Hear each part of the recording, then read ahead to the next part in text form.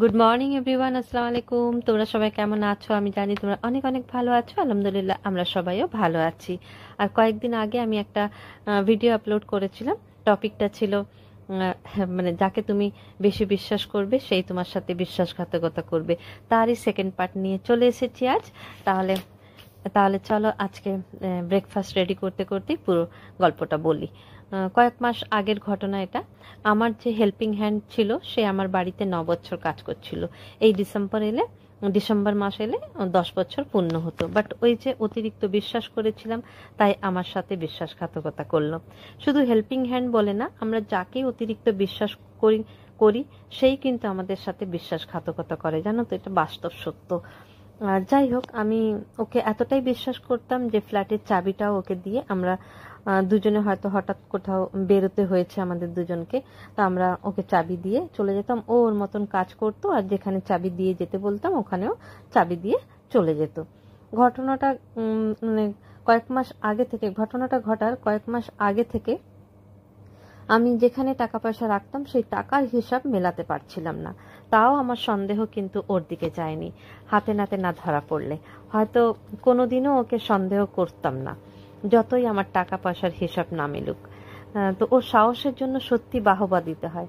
কারণ আমরা সেদিন বাড়িতেই সবাই ছিলাম, আর আমি আমার রুমে ছিলাম। একজন এসেছিল, আমার বন্ধুও বলতে পারো, আমার ছোট বোনের মতন। তো আমরা দুজনে বসে আমার রুমে গল্প করছিলাম, আর ছেলে ওর রুমে ছিল, ও অফিস করছিল। আর দুটো রুমেরই আমাদের দরজা খোলা ছিল, যেহেতু এসি বন্ধ ছিল, ও কাজ করছিল। তো সেই মুহূর্তে ছেলে নামাজ পড়বে বলে উজু করার জন্য রুম থেকে বেরিয়েছিল। আর ঠিক সেই সময় ও আলমারি থেকে টাকা বার করছিল। বার করে, মানে আলমারির ভেতরে ড্রয়ার আছে, তার ভেতরে ব্যাগ আছে, সেখান থেকে ও টাকা বার করছিল। বার করে আলমারিতে ঠিক লাগাতে যাবে, আর সেই মুহূর্তে ছেলে গিয়ে দাঁড়িয়ে যায়। তখন ও থতমত খেয়ে যায়, আর টাকাগুলো ওর হাত থেকে পড়তে থাকে।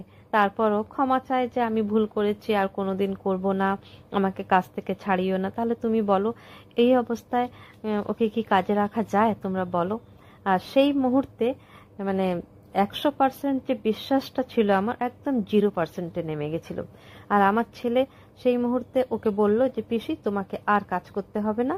মা তোমাকে কাজে রাখলেও আমি আর বাবা তোমাকে কাজে রাখবো না, কাজে রাখতে পারলাম না। কারণ মা একা থাকে বাড়িতে। তুমি যে কোনো সময়, তোমার যা সাহস দেখলাম, তুমি যে কোনো সময় মায়ের ক্ষতি করে চলে যেতে পারো। তাই আমাদের বাড়িতে তোমার আর কোনো জায়গা নেই। তো এই হলো আর সেই দিনই ওকে বিদায় দেওয়া হয়েছে। তোমরা সবাই খুব সাবধানে থেকো। আজকের ভিডিও তাহলে এখানেই শেষ করছি। নেক্সট কোনো নতুন ব্লগে আবার তোমাদের সঙ্গে দেখা হবে ইনশাল্লাহ। ততক্ষণ তোমরা সবাই খুব খুব ভালো থেকো, আর সবাইকে ভালো রেখো। আজকের ভিডিও ভালো লাগলে লাইক, শেয়ার, কমেন্ট, সাবস্ক্রাইব আর ফলো দিতে ভুলো না কিন্তু বন্ধুরা।